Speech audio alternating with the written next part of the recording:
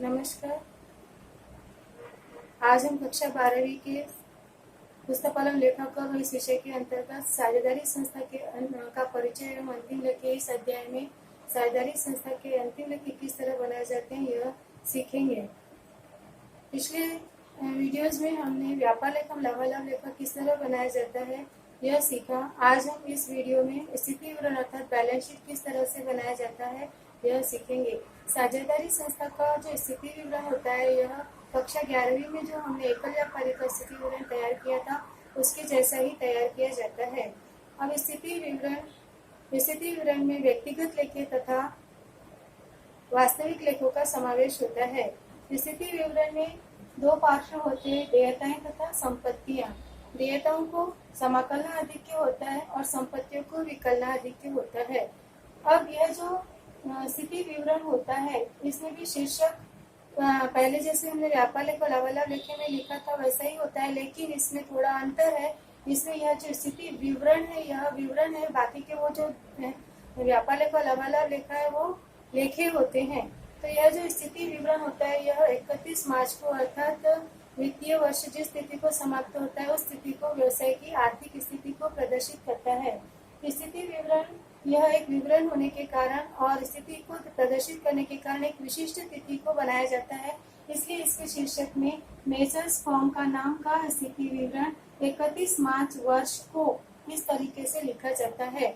यहाँ पर 31 मार्च को यह स्थिति को प्रदर्शित करेगा, इसीलिए यहाँ पर 31 मार्च वर्ष को लिखा जाता है। अब यहाँ पर जो प्रारूप है स्थिति विवरण का इसको दो भागों में विभाजित किया गया है। एक देयताएं, पहला पार्श्व देयताओं का होता है और दूसरा संपत्तियों का।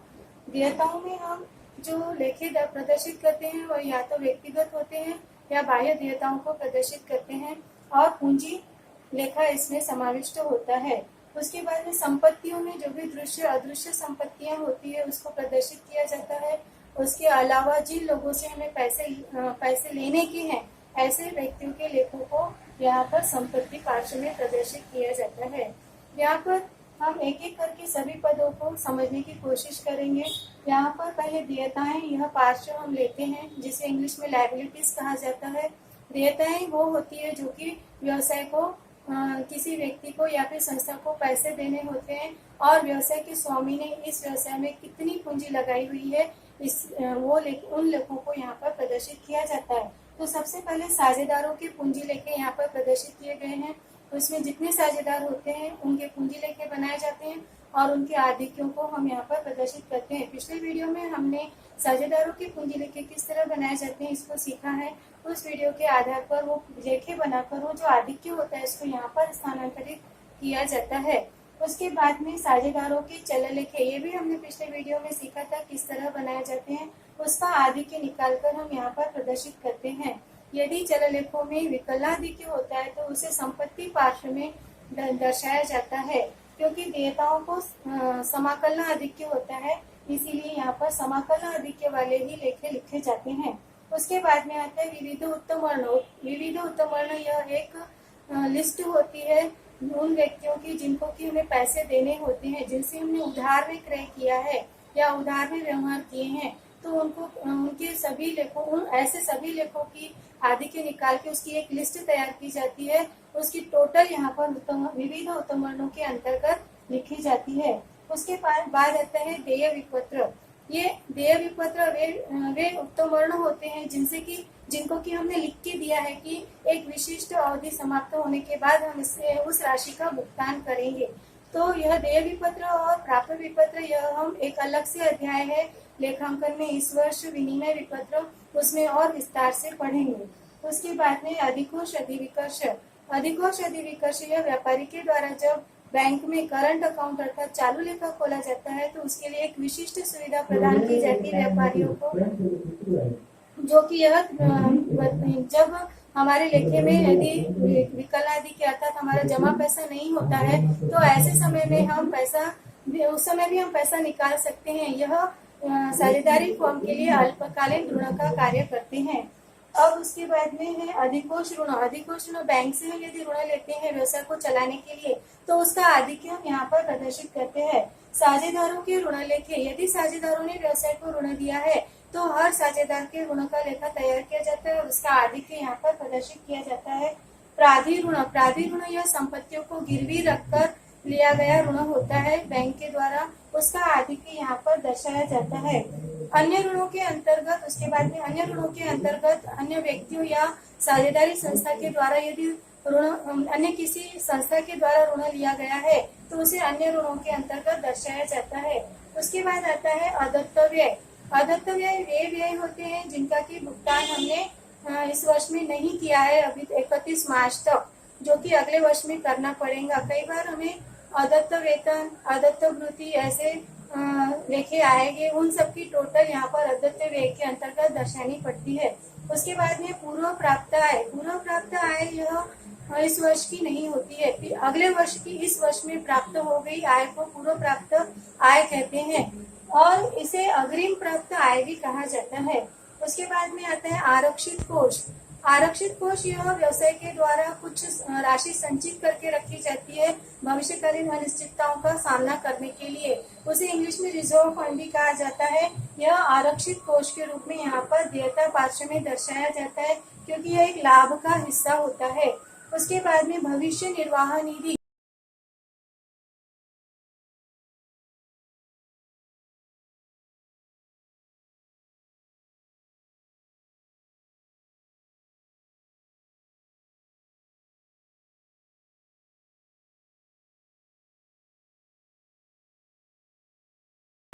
उसके बाद ये हो गया देयता पार्श्व।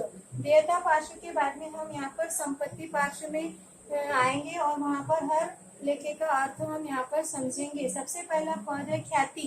ख्याति यह व्यवसाय की प्रतिष्ठा को कहा जाता है, जिसे इंग्लिश में गुडविल भी कहा जाता है।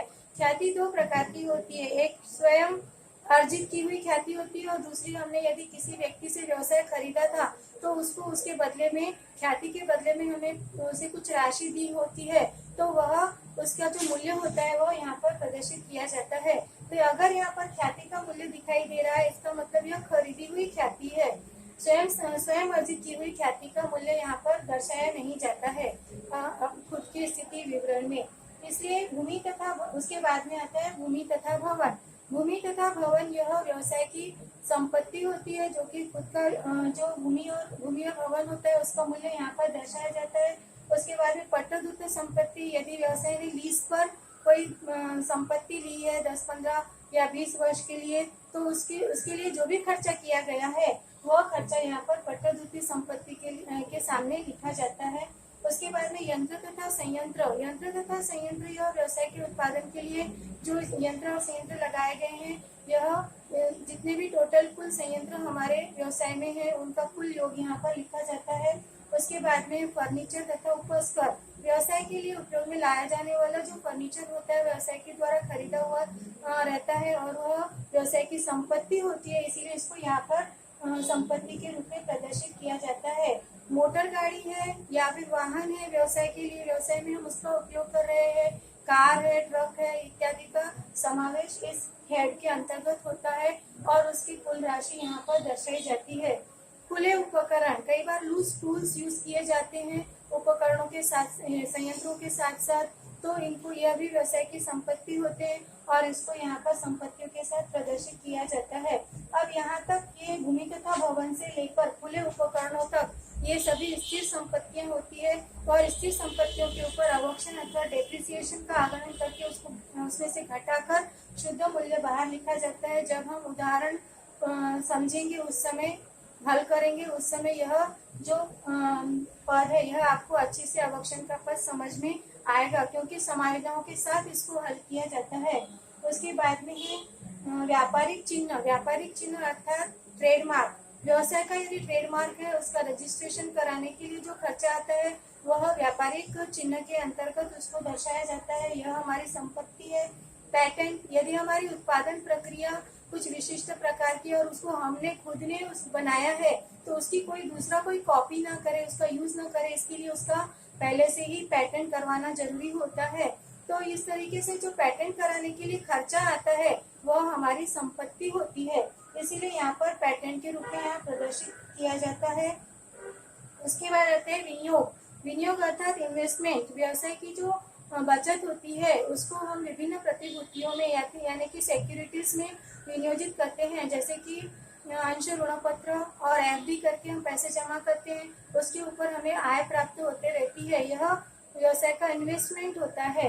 तो उसके पश्चात विनियोग पर अप्राप्त आय, यदि हमें अपने विनियोग पर, एफडी पर, ऋण पत्रों पर यदि ब्याज मिलने वाला है, अभी तक मिला नहीं है 31 मार्च तक, तो उसकी अप्राप्त ब्याज की राशि को यहाँ पर विनियोग के नीचे लिखा जाता है।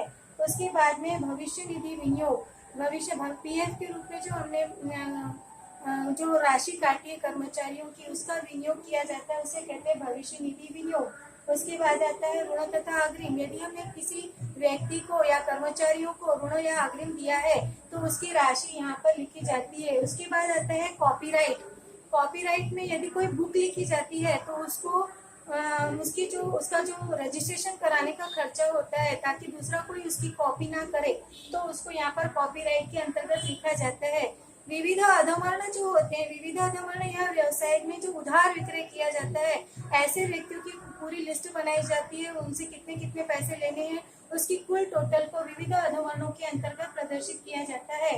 उसके बाद में आता है प्राप्य विपत्र। प्राप्य विपत्र वे अधमर्ण होते हैं जिन्होंने हमको लिख कर दिया है कि विशिष्ट तिथि समाप्त होने के बाद वे हमें राशि लौटाएंगे, तो उसे प्राप्य विपत्र कहा जाता है। इसके बारे में और विस्तार से हम विनिमय विपत्र इस अध्याय के अंतर्गत पढ़ने वाले हैं। उसके बाद आता है अंतिम स्कंद। अंतिम स्कंद यानी कि ऐसा स्टॉक जो कि हम बेच नहीं पाए इस वर्ष में, बचा हुआ है, जिसको हम अगले वर्ष में बेच सकते हैं, तो वह हमारे लिए संपत्ति है, इसीलिए उसको यहाँ पर अंतिम स्कंद के रूप में लिखा जाता है। और यदि आप यहाँ पर एक बात और स्पष्ट करना चाहूंगी कि जो भी यहाँ पर स्थिति विवरण में लेखे हम बता रहे हैं, ये सभी अगले साल में कैरी फॉरवर्ड किए जाते हैं, और जबकि व्यापार लेखा और लाभालाभ लेखा यह हर वर्ष बनाया जाता है, क्योंकि वह अवास्तविक लेखे होते हैं। और यहाँ पर जो हम यहाँ पढ़ रहे हैं संपत्ति पार्श्व में, ये सारे के सारे वास्तविक लेखों को यहाँ पर प्रदर्शित किया गया है, और ऐसे व्यक्तिगत लेखों को जिनसे कि हमने राशि लेने की है और देने की है, यह स्थिति विवरण में प्रदर्शित किया जाता है, ताकि हम अगले वर्ष में वह राशि उनसे ले सकें और जिनको देने हैं उसको दे सकें। तो इसके पश्चात है लेखा सामग्री का स्कंध। लेखा सामग्री अर्थात स्टेशनरी, ऐसी स्टेशनरी जिसका की उपयोग नहीं किया गया अभी तक की व्यवसाय में, ऐसी स्टेशनरी का जो स्टॉक होता है उसे लेखन सामग्री का स्कंध इस हेड के अंतर्गत दिखाया जाता है। उसके बाद में आता है अधिकोषस्थ रोग। अधिकोषस्थ रोग हमारे जो बैंक में पैसे जमा होते हैं, यानी कि बैंक अकाउंट का आधिक्य यहाँ पर अधिकोषस्थ रोग के रूप में दर्शाया जाता है। हस्तस्थ रोग, हस्तस्थ रोग अर्थात जो रोग हमारे पास 31 मार्च को थी, यानी कि हमारे कैश बॉक्स में जितनी कैश हमारे हाथ में थी, वह पूरी कैश यहाँ पर हस्तस्थ रोग के रूप में यहाँ पर दर्शाई जाती है। या फिर रोग अकाउंट यानी कि रोग खाता जो बनाया जाता है, उसका जो आधिक्य आता है वह हमारे कैश बॉक्स से टैली करते हैं, और वह आधिक्य यहाँ पर दर्शाया जाता है। उसके बाद में आते हैं पोस्ट स्टैम्प्स का स्कंध। यदि हमने पोस्ट के स्टैम्प्स खरीदे थे और वो स्टैम्प्स अभी तक हमने पूरे वापरे नहीं है, अभी तक कुछ पड़े हुए हैं, तो उसका जो स्टॉक होता है उसका भी मूल्य यहाँ पर प्रदर्शित करना पड़ता है, यह भी हमारी संपत्ति होता है। उसके बाद में आते हैं पूर्व दत्त व्यय। पूर्व दत्त व्यय ऐसे व्यय होते हैं जिनका की भुगतान हमने पहले ही कर दिया है, अभी तक वो अगले वर्ष से संबंधित व्ययों का भुगतान हमने इस वर्ष में कर दिया है। सामान्यतः हम बीमा पॉलिसी निकालते हैं बीमा कंपनी से, तो बीमा कंपनी का जो जिस स्थिति को हमने बीमा निकाला था उस स्थिति से वर्ष शुरू होगा। जैसे कि मैंने 1 जून से यदि बीमा पॉलिसी निकाली है तो वह 30 मई तक खत्म होंगी, जबकि हमारा वर्ष जो है 31 मार्च को ही खत्म हो जाएगा। अर्थात अप्रैल और मई ऐसे 2 महीनों का जो बीमा हमने इस वर्ष में ही भुगतान कर दिया है, वह पूर्वदत्त व्यय कहलाता है। ऐसे अन्य व्यय भी होते हैं जो पूर्वदत्त व्यय होते हैं, उन सबकी लिस्ट बनाकर उसकी कुल टोटल यहाँ पर पूर्वदत्त व्यय के रूप में दर्शाई जाती है। उसके बाद में आता है अप्राप्त आय। अप्राप्त आय ऐसी आय होती है जो कि हमने अर्जित की है लेकिन हमें अभी तक रोक में प्राप्त नहीं हुई है, यानी कि हमें भविष्य में प्राप्त होने वाली है, लेकिन इस वर्ष से संबंधित है, इसलिए हमको यहाँ पर दर्शाना आवश्यक हो जाता है। और यह जब हम समायोजनाएं पढ़ेंगे, उदाहरण में जो परीक्षा सूची के नीचे समायोजनाएं दी होती है वह जब पढ़ेंगे तो यह ज्यादा अच्छे से आपको यह समझ में पद आएंगे। पूर्व प्राप्त आय और पूर्व दत्त व्यय। उसके बाद में है अप्राप्त बीमा दावे। यदि हमारे कुछ बीमा दावे पेंडिंग है, बीमा कंपनी ने अभी तक हमारी जो क्षति हुई थी उसकी क्षतिपूर्ति नहीं की है, तो वह राशि बीमा कंपनी से लेनी होती है। तो यह राशि हम यहाँ पर अप्राप्त बीमा दावों के रूप में लिख देते हैं। उसके पश्चात है साझेदारों के चल लेखे। चल लेखे जो यदि समाकल आदि के होता है तो यहाँ पर देयता पार्श्व में प्रदर्शित करते हैं, और यदि किसी साझेदार के चल लेखे में विकलनाधिक्य आता है तो यहाँ पर संपत्ति पार्श्व में दर्शाया जाता है, क्योंकि संपत्तियों को विकलनाधिक्य होता है और जिन व्यक्तियों के लेखे में विकलनाधिक्य होता है उनके लेखे हम यहाँ पर संपत्ति पार्श्व में प्रदर्शित करते हैं। इस प्रकार से कुल जो टोटल बैलेंस शीट हमारी बनी है उसकी कुल टोटल यदि करेंगे तो दोनों साइड का योग इक्वल आएगा, समान आएगा। यदि समान नहीं आता है तो इसका अर्थ हमने कहीं ना कहीं कुछ गलती की है और इसको हमको फिर से जांच कर देखना होगा। यह जो बैलेंस शीट बनने के बाद उसके नीचे में एक इंफॉर्मेशन के रूप में एक और पद दिया जाता है जिसे आकस्मिक या संभावित देयता कहते हैं। यह ऐसे संभावित देयता होती है जो कि आज नहीं है लेकिन भविष्य में निर्माण हो सकती है और उसका विपरीत परिणाम हमारे व्यवसाय पर ना हो, इस बात को ध्यान में रखने के लिए यहाँ पर इंफॉर्मेशन के रूप में यहाँ पर लिख दिया जाता है। जैसे कि कोर्ट में यदि कोई केस चल रहा है, यदि वो हमारे फेवर में नहीं आता है तो उसकी क्षतिपूर्ति करनी पड़ सकती है, और वही ज्यादा अमाउंट हुई तो उसका विपरीत परिणाम हमारे व्यवसाय पर ना हो, इसके लिए यह ध्यान में रखने के लिए यहाँ पर इंफॉर्मेशन के रूप में नीचे में उसको लिख दिया जाता है। अब यहाँ पर हमने यह जो अंतिम लेखों के अंतर्गत स्थिति विवरण का अध्ययन किया है, इसका अध्ययन करने के बाद अगले वीडियो में हम उदाहरण के रूप में एक छोटा सा उदाहरण लेंगे और उसको समझने की कोशिश करेंगे। नमस्कार।